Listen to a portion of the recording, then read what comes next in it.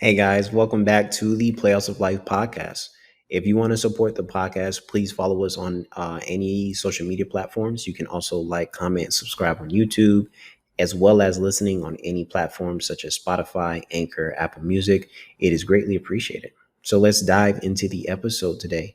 Today's episode, we're going to dive into something that I feel is very personal, very important to me at this current point in my life. As I've talked about in previous videos, I'm currently a fiance. I'm going to be getting married in the coming months of the new year. So I'm very excited about that. One thing that I've seen, and I don't know if it needs to be put out there, but I haven't seen a lot of positive content on what it's like to be a fiance, as well as what it's like to be an eventual husband. I've seen little things here and there, but I thought it would be cool if I gave my own perspective on like fiance tips. Basically, how do people view a fiance?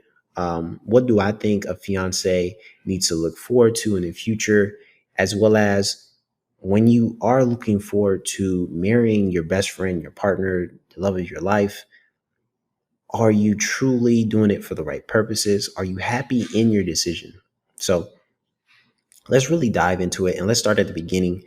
What is a fiance, in my opinion? Fiance, in my opinion, basically you're getting married, you're opening yourself up to another level of your relationship, a relationship that you could have had for a certain amount of time. It can be a year, months, a couple days, any amount of time that you've had. In that amount of time, you develop a certain amount of love for another person that goes beyond just wanting to be with them. You actually want to have a life, build a life around them where y'all are joint to the hip, basically. Um, doesn't don't mean that physically, but I do mean that like spiritually, mentally, emotionally. Your partner is there with you, and you are in a blissful state. Now, as a fiance, I will say these last few months have been great. I still go through the challenges of being with my partner, her being a completely different being, a beautiful being. I still need to understand her, still need to love her. If you want to know more about what my process of thinking was when comes to being a fiance and the things that I think are needed entering a marriage, I have a previous video you can look up. I'll see if I can drop it in the link. But other than that, I truly think being a fiance is just committing yourself to a long lasting relationship, a relationship that you truly don't know what can happen in the future, but you're excited to find out and you're excited to explore and be with your partner. And with that being said, let's hop into the next part of that. So, being a fiance and then the expectations and what that brings to the new relationship. So, when I say a new relationship, it is a new relationship. So, you will consider it as I have my boyfriend or girlfriend, and we've been together for 2 years in this example. And throughout those 2 years, we've lived life, we've been happy. We've had a little bit of ups and downs, trials and tribulations, but overall, my heart is full of love for this person. Now, as you've been going through this, you may be wondering, okay, it's time to propose. You propose, everything's happy. And then you get to this important part in your life where you've made the decision, you've executed on the decision, and now you get the finished product. And what I mean by that is once you propose, you now have to evaluate where your head is at, the aftermath. And once you evaluate where you're at, you now plan the actionable steps on getting married and looking forward to what happens after marriage.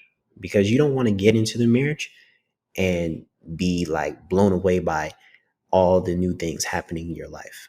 Of course, you want the happiness and you want the joy that comes from the marriage, but you have to start looking forward to the future.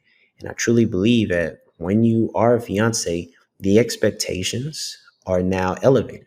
So if your partner saw you as a boyfriend and then now they want to see you as a husband, that is an elevation in terms of financial support, emotional support, physical support, Everything is raised to another level. It's no longer going to be the same. So I get the best way I think I can put it is the number one expectation for being a fiance is growth. If you have growth, then you're looking great. If you're able to really put yourself in the mindset that I need to find my partner on another level, I need to explore her. She's going to be making rapid changes, whether it's her job, whether it's her emotional state, whether our future plans involve kids. These are changes that aren't subtle and that need to be evaluated and looked at, and you need to put yourself in those same conversations. If she's thinking about kids, you got to think about kids.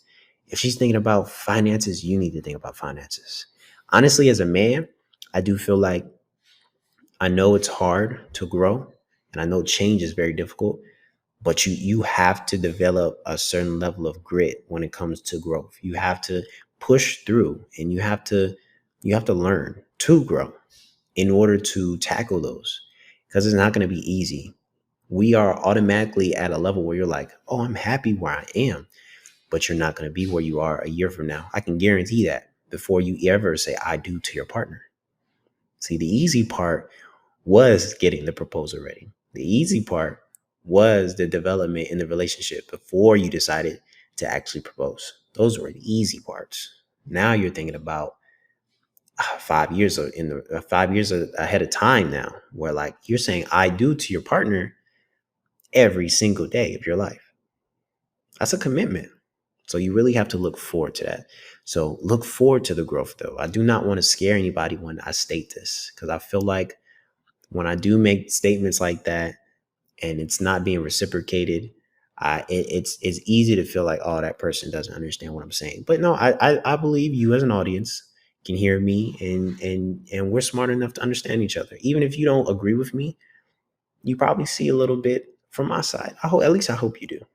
And then the third point that I wanted to make is, as being a fiance, the happiness that you're searching for, where are you mentally in terms of husband material? So I'm not a husband yet, but I can say being a husband is a goal of mine. And I think that's the best mindset to have. Now, it may be differently for some people, but if I can break it down, we all have goals. I started writing my goals down, and each goal that I have, there are smaller goals, there are like regular size goals, and then there's the goals of my life, the achievements that I will look forward to look back on my memories as I get older. And a goal that is so huge in my life right now that I have in my notes is becoming a genuine, loving husband, the best husband I can be. Now, if I can become the best husband I can be, my mind doesn't automatically think, oh, life will be easier, because I know it won't be easier. Like I say, growth is a very challenging thing to have, but growth plays a part in what a husband eventually has to do in order to truly be a good partner. Um, I guess I'll use the example of my parents, actually. I think that'd be a great example. My dad, I believe, is a great father, but I don't know him as a great husband. I think my dad has been a great husband, but I can't make that assumption. Only my mom can, if that makes sense. The goal that he had was different for my mom and me. For my mom, he wanted to take care of her, support her, love her, be the best partner. For me, support me, love me, be the best father. Those are two separate things. But I can genuinely say I believe that my dad has been a great father. And if I were to ask my mom, my dad has had growth in being a great partner as well. And it translates because in order for my mom to be happy, I and me looking at her happy, it's because of the growth that my father has had to keep the relationship alive for so many years. So my parents have been married for 10 plus years. And as excited as I am about that, I look at the relationship and I want even better. I want more. So I want to be the best partner I can be, the best father I can be, the best husband I can be, the best provider I can be. The only way that I can challenge that growth is to set these goals. And the goals kind of trickle down. So once I set the highest goal of being the best partner, what are the things that I can do to obtain that level?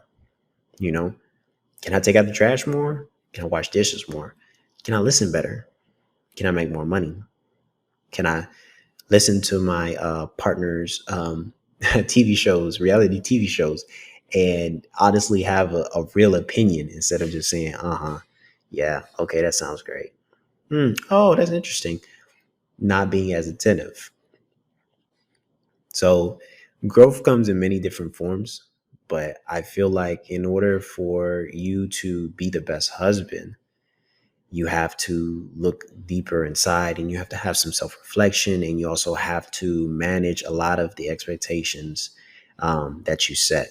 So really look and examine yourself, find out where you can grow as an individual, and start translating that into the marriage that you're trying to forge. I think this was a great way of giving some perspective in what a marriage is going to look at. Thank you for listening to the episode. Thank you for listening to me go on and on about growth and husband and being a fiance. But I just thought it was cool to do an episode on kind of like a fiance tips. And let me know in the comments if you want me to do more content like this. I know it was very short form, but I feel like I got most of the point that I needed to get across.